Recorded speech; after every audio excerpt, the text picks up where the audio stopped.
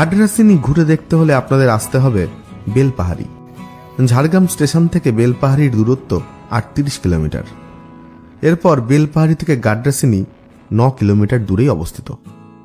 গাডরাসিনি পাহাড়ের আশেপাশে hotel homestay প্রায় নেই বললেই চলে। গাডরাসিনি যাওয়ার রাস্তাটা সম্পূর্ণ জঙ্গলে ঘেরা। লাল মেঠো চড়াই উতরাই কাকুরে রাস্তা ধরে আমরা একটা পথ চলার পরই আমরা পৌঁছে গেলাম গাডরাসিনি পাহাড়ের কোলে। এখান থেকেই আমাদের ট্রেকিং শুরু। গাডরাসিনি পাহাড়ের উচ্চতা প্রায় 1000 ফুট। পাহাড়ে ওঠার রাস্তাটা বেশ খাড়া। ছোট ছোট গুঁড়ো পাথরের জন্য রাস্তাটা বেশ বিপজ্জনক।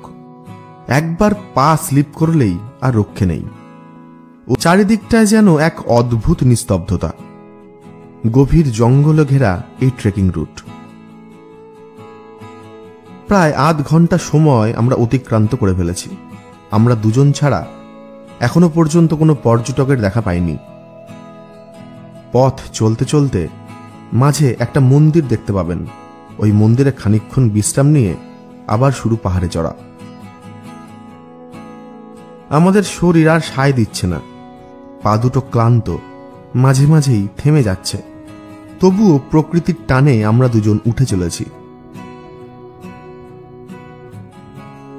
একটা সময় আমাদের শরীরের ক্লান্তি যেন নিমিষেই দূর হয়ে গেল। এই জায়গাটি অপূর্ব সুন্দর। নিচের গাছগুলিকে একেবারে ছোট্ট লাগছে। মন্ত্রমুগ্ধের মতো চারপাশটা দেখতে লাগলাম। আশা রাখবো ভিডিওটি আপনাদের ভালো লেগেছে। ভালো লাগলে লাইক কমেন্ট করতে ভুলবেন না। আজ এখানেই শেষ করছি। ফিরে আসবো আগামী এপিসোডে আরেকটি নতুন ভ্রমণের ভিডিও নিয়ে। ততক্ষণ ভালো থাকুন এবং সুস্থ থাকুন।